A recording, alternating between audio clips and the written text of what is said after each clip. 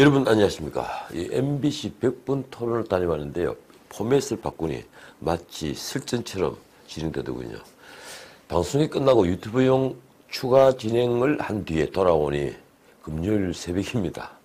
예, 전색입니다. 야당도 지금 기회를 놓치고 있지만 집권 여당과 청와대가 벌이고 있는 실책도 정말 만만치 않습니다. 추미애 법무부 장관이 청와대 하명 수사로 지방선거에 개입한 사건의 공소장을 공개하지 않다가 지금 역풍을 맞고 있죠. 추 장관은 과거 공소장이 공개된 게 잘못된 관행이라고 말했습니다. 그러면서 공소장을 제출하지 않은 게 아니라 보도자료와 공소장 전문 중간 정도를 제출했다고 얘기를 했죠. 박근혜 전 대통령 때는 그러면 왜 공소장을 두고 공격을 했느냐 이렇게 기자들이 질문을 하자 헌법재판과 행사재판은 다르다는 취지로 답변했습니다. 헌법재판?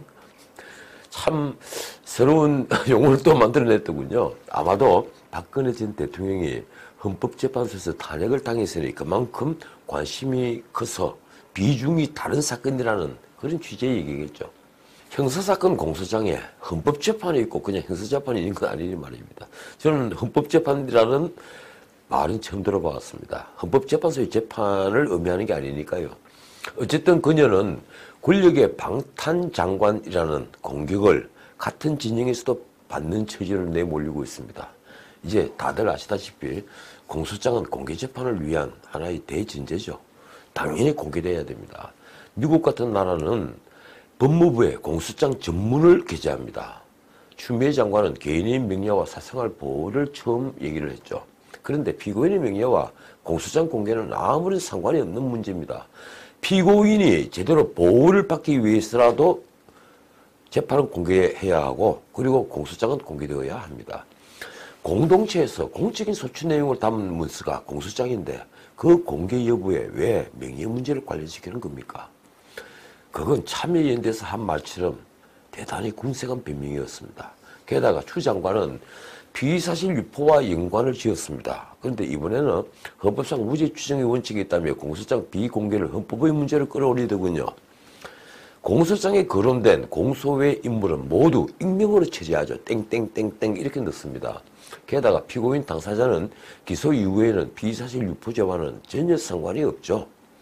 또 기소는 수사 결과 죄가 있다고 처벌을 요구하는 공적인 문서이니만큼 법정에서 논의되는 무죄 추정의 원칙을 조금 더 해치는 것이 아닙니다.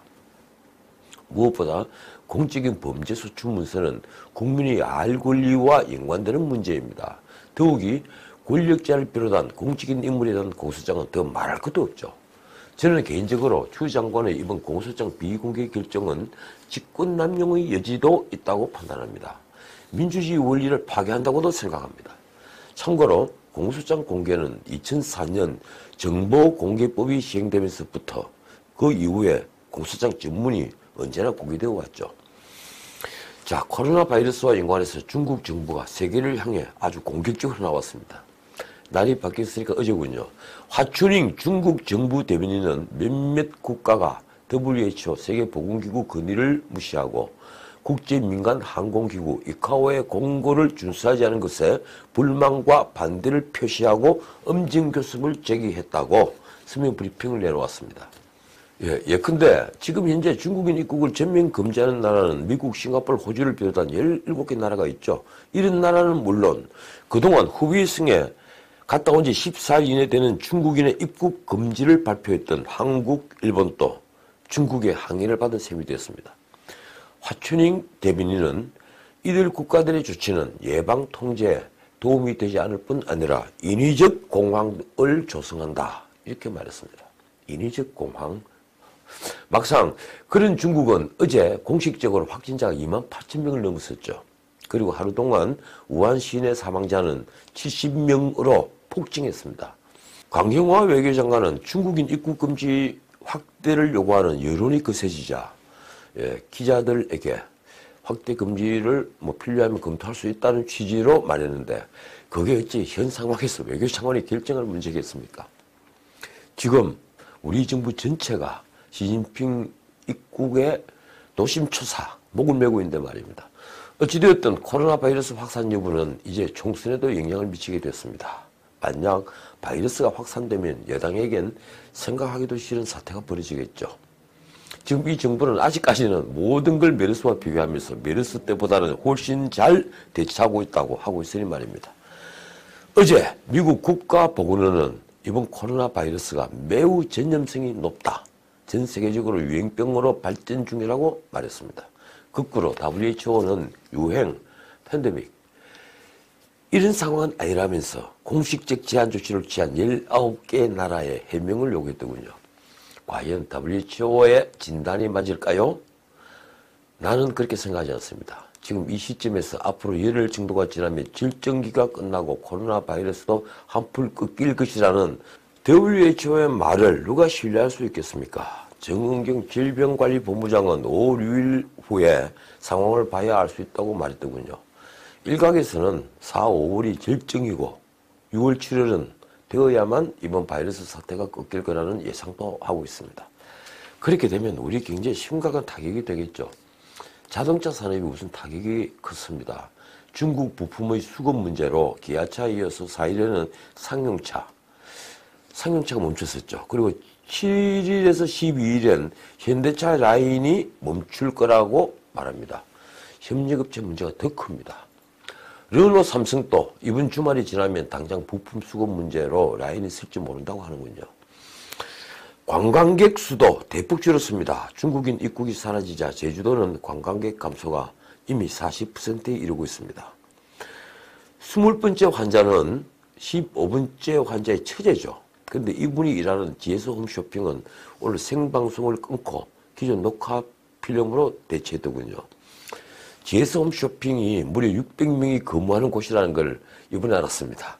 언론 보도를 보면 교회, 회사, 아파트 등 환자가 다녀간 동선 위에 놓인 곳들은 모두 문을 닫거나 방역에 온 힘을 다하고 있습니다. 특히 21번째 확진자는 교회에서 교인에게 옮았죠. 그리고 22번째 환자는 아무런 증상이 없는 여동생과 설날에 함께 밥을 먹고 걸린 게 확인되면서 이제 공포심은 확산 일로에 있습니다. 22번째 환자가 다녀간 광주 우편 집중국도 지난 5일부터 건물 출입을 전면 봉쇄했다고 하는군요. 서울 송파구 1만 가구 대단지 모 아파트에도 환자가 나오면서 인근 학교가 휴업에 들어갔습니다. 어쨌든 우리가 중국인 입국을 후베이 성에 다녀온 이들로 제한적이나마 금지하기 지난 4일 0시부터죠. 국내 중국인 환자가 3명으로 늘어나면서 중국인 입국 제한 골든타임을 놓쳤다는 지적이 여기저기서 나오고 있습니다. 중국이 우한을 봉쇄한 23일부터 지난 4일 0시까지 입국한 중국인들 중에 입국 시에 무증상이었던 감염자가 속속 나오고 있으니 말입니다. 이쯤 되니 대통령부터 장관들까지 모두 노란 점퍼를 입고 다니는 게 이해도 되더군요. 솔직히 외국 언론을 봐도 국가원수가 지금 비상복을 입고 마스크를 한 채로 다니는 사진은 저는 보지 못했습니다. 그래서 궁금했는데 말입니다. 어쨌든 문 대통령은 오늘 강요들과 함께 부산형 일자리 상생협약 체결식, 이 체결식에 참석자 부산에 갔습니다. 이번에 양복에다 마스크만 했더군요. 자, 정식반 뉴스 하나만 하고 마치겠습니다. 황교안 대표의 종로 출마 여부는 10일이 되어야 결정이 될 것 같습니다. 공천관리위원회가 느닷없이 미뤘다고 하는데 이 문제는 황 대표가 직접 결정할 문제이지 저는 공관위가 결정할 문제는 아니라고 봅니다. 종로가 흠지인지도 잘 모르겠지만 지금 황 대표는 종로 출마를 하라며 집중 공격을 받고 있는 셈인데 황 대표에게 유승민 새보수당 의원은 이번 주 초에 당대당 통합 대신에 선거연대를 제안했다고 어제 조선일보가 보도했습니다. 각 당이 후보를 내고 후보 단일화를 하는 절차를 거치자는 거죠. 황 대표는 지체 없이 거절했다고 하는군요.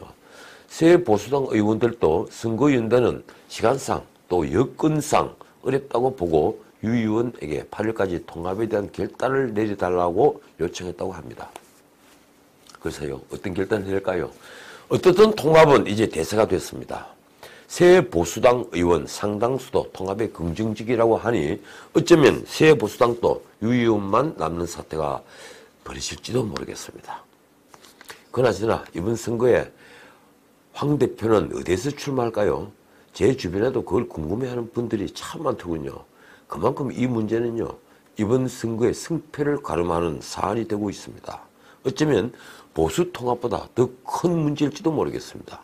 그러니까 말하자면 이번 선거는 통합, 그리고 황 대표의 종로 출마 여부, 그리고 DK를 비롯한 우세 지역의 인물 교체가 성공적으로 이루어지느냐에 달려있습니다. 자, 오늘은 여기까지입니다. 내일 뵙죠. 지금까지 전우식이었습니다.